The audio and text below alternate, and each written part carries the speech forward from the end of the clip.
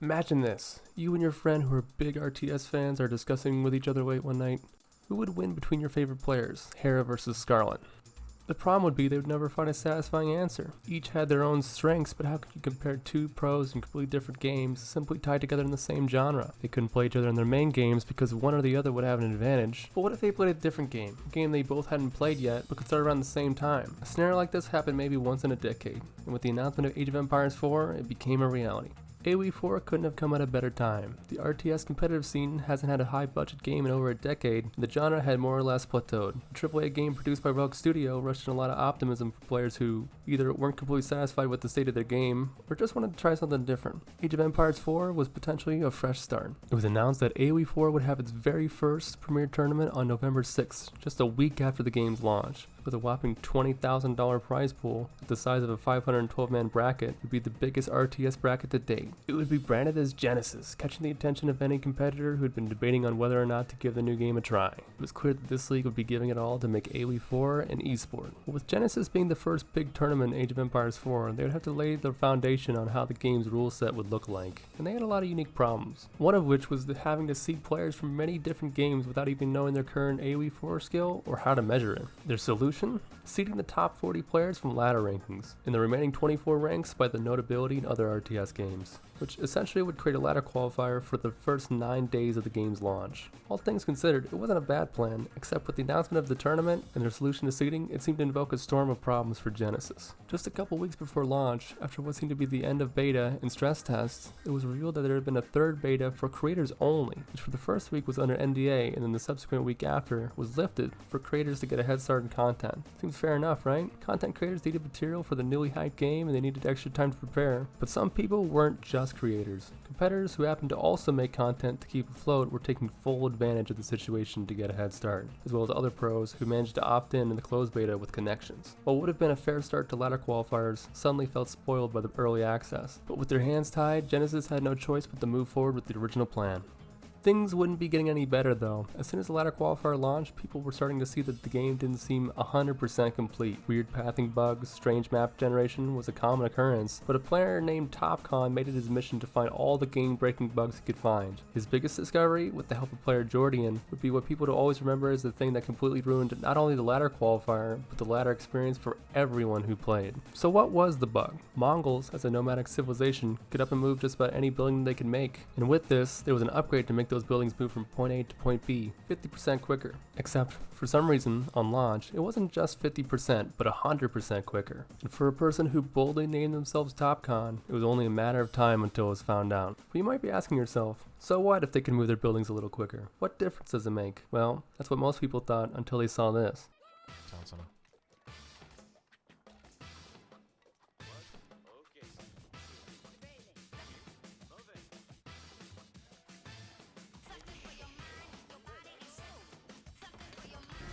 So yeah, like units will still, the arrows are so accurate, they will still hit you after you get in the building. They're just very accurate. That's the worst part, is you can't even like fucking cancel that. I really hope there's some devs watching this right now. You guys think that's okay? You guys think that's okay? That will be patched 100%.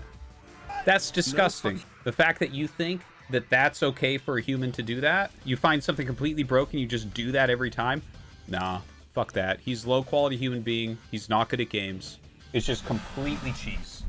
It's just the stupidest fucking thing. Please get in the town center. Don't just stand there. Oh, for fuck's sake, dude. I look away for 1 fucking second, dude, and he's... Suddenly, what was a ladder race on who's the best quickly became who could use or avoid Mongol TC rush on ladder. With the entire ladder qualifier in shambles, Genesis had to make a stand and report that if anyone had continued to use the strategy, they'd be blacklisted from future events. Unfortunately, the damage had already been done, and there was no way to fix it with the little time they had, but the show had to go on. Ultimately, the top players still got seated highly, just maybe not quite in the places they should have been. Telegram, fans are wondering who's going to win it all in the big blowout in Genesis. But people aren't naming names, but naming games and who represents them. What game will rule them all and what player will represent them. As time went on, Fans couldn't help but speculate, who would dominate this fresh RTS? Would they be from AoE 2, StarCraft 2, or maybe a lesser known player from one of the other several RTS? As much as there was a time for players to prove themselves, it was a time for debate for viewers, and popularity was the only currency worth having in this debate. AoE 2 and SE2 rose to the top of it, and the macro advantage of AoE 2 players versus the micro-oriented StarCraft 2 players. Who would have the bigger advantage in this game? The focus of debate ultimately would come down to this rivalry in a game that, frankly, people didn't even know the meta of yet. It seemed logical that Age of Empires 2 players would have an advantage playing the fourth installment of a game they know so well, especially having 4 resources when most RTS sport a whopping 2. But when it was revealed who was on the top of leaderboards in the beta, there weren't any AoE 2 players to be found. In fact, it didn't seem like many AoE 2 players even tried to play initially, as most were skeptical it would even be competitive at all. Overall, the AoE 2 pros seemed out of position for this newly announced tournament, and it would be crunch time leading up to the qualifiers. With the tournament qualifiers starting, and a massive 512-man bracket that was to end at the round of 8 the same day it started,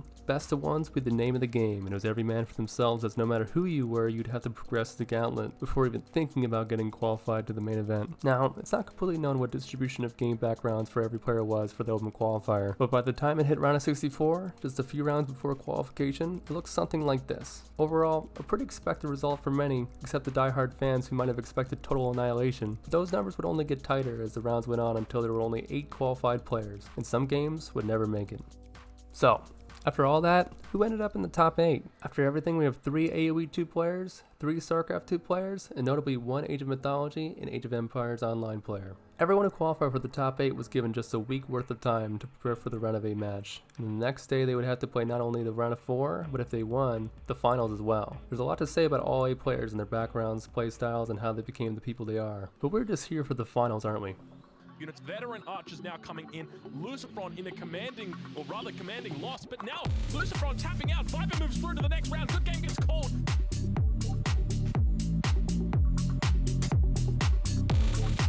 Here's the map, and it looks like good game has been called. Herite has been knocked out. Recon moves on.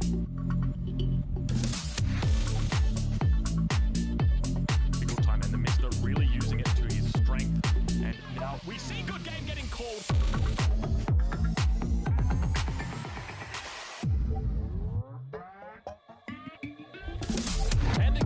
Called, ladies and gentlemen. Casper taps out.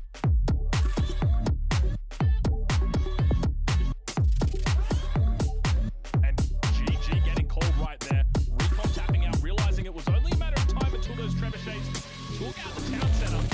That puts Viper through to the grand finals, ladies and gentlemen.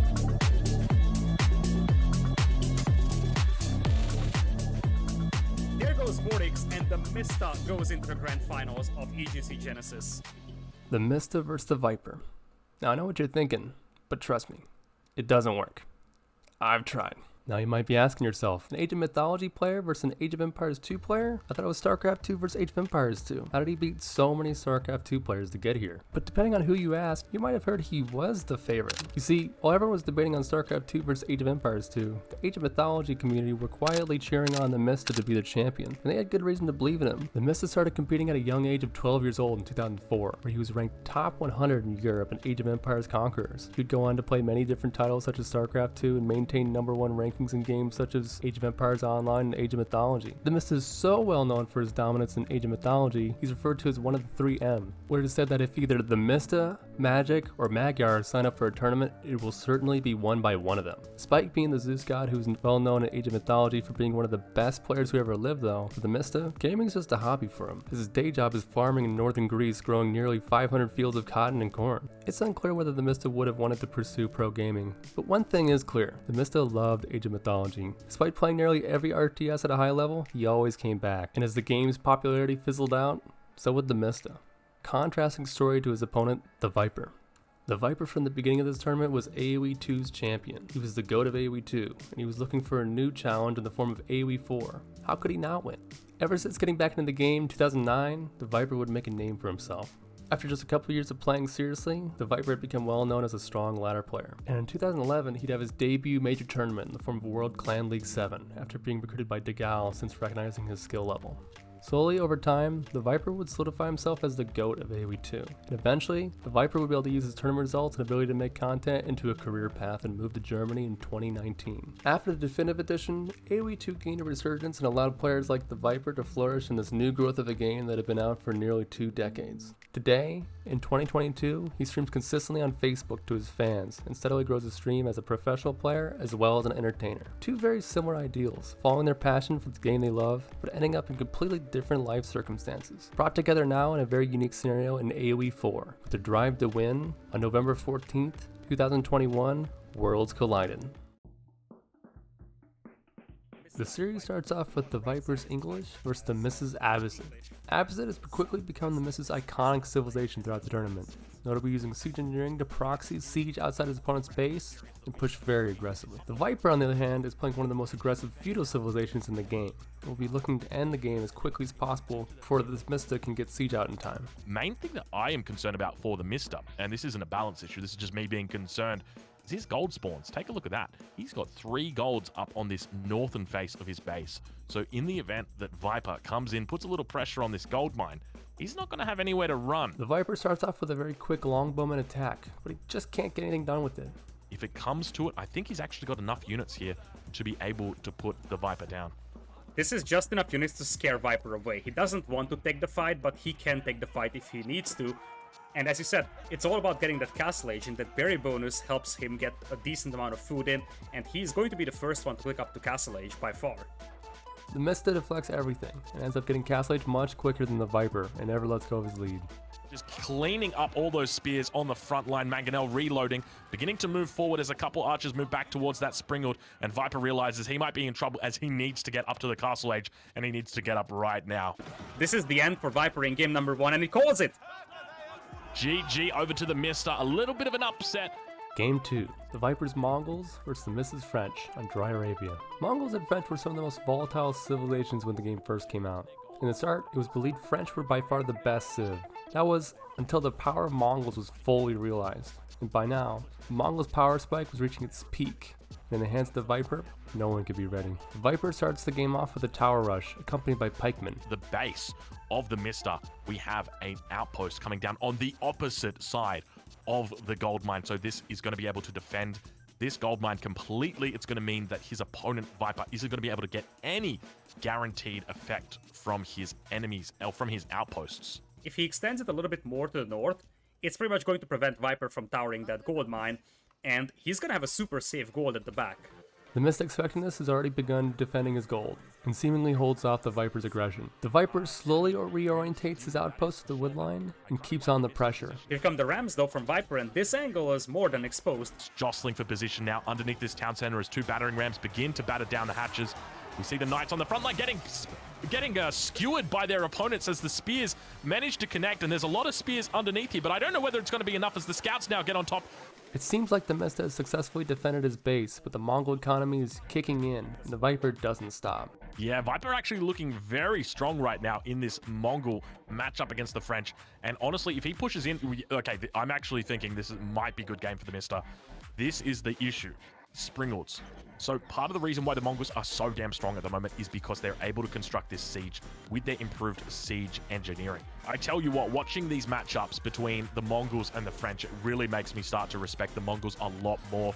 Throughout this day, we have seen Mongols as a constant top tier pick, and I think in every single matchup against the French, they've won. The difference is that if you look at their unit recall for Mista, it's almost non-existent, whereas if you look at Viper, it's just a flood of units, and he's doing this without the double production.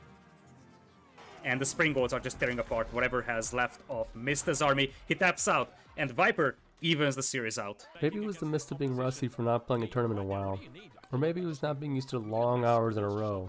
But this would be the beginning of a couple more losses for the Mista, ultimately putting the Viper 3-1 in the series, seemingly getting the upper hand in every game through tactics. Now the Mista would be at game point, having to win the next 3 games if he's going to win Genesis. Game 5, the Viper's Rus versus the Mrs. Mongols on Mongolian Heights. Both players start with the dock, But the elephant in the room is Mongols on a hybrid map means a lot of aggression. Roos having a unique ability to fish without a dock means that the Viper can still use his boats, but without any way to make more boats, the Mista ultimately gets water control. Subsequently, the Mista finishes the game with his iconic siege push to end the game.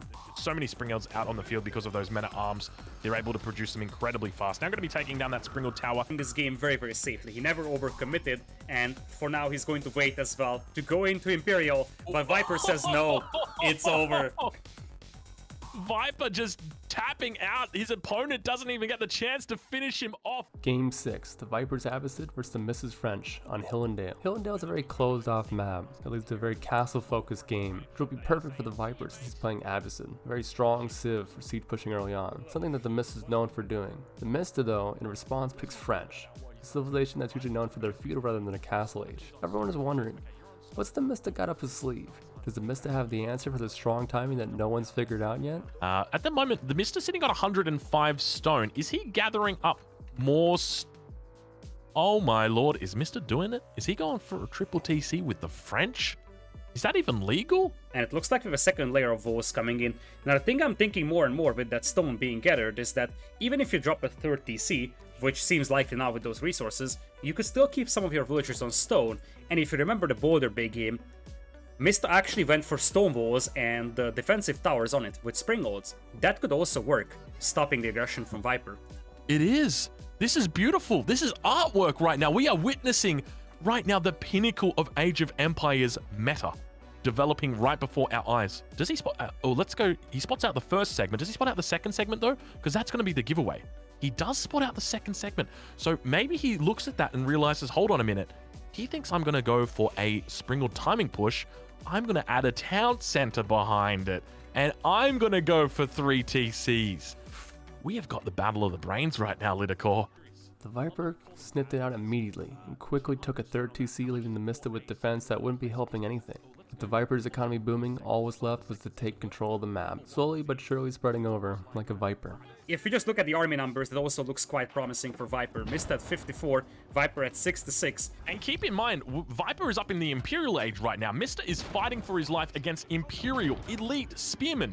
Bombards coming out as well. 3 big Bombards sitting out the front, and Viper now looking to take an engagement here. He's got to be careful. These Knights going to be moving through between the 2 spears as the spears now move back towards the Bombards, get a pretty decent surround as the Scouts get on top of it. They're going to try and focus down that Bombard. There's no villagers out for them, but it looks like he's actually going to be picking apart the units. The Arbitria on the front line going to have a difficult time. They've got that extra melee armor going to be helping them out, but it's not going to be enough to be able to hold on right now as Viper looks like he might be going in for the victory here. Keep in mind, we are on match point right now. Viper is up in this series 3-2. If he wins this game, he wins this series, he wins this tournament, and he goes on to be the very first victor of the Genesis, the first Age of Empires 4 S-tier tournament.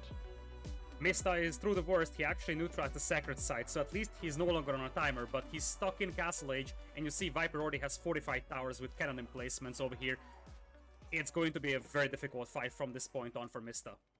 In the end, the Mista wouldn't be able to find his way back in the series, and the Viper would be the rightful champion of Genesis. On this blip on the map for the journey of RTS esports, a moment that happens maybe once in a decade to decide who had the grit to push through it all.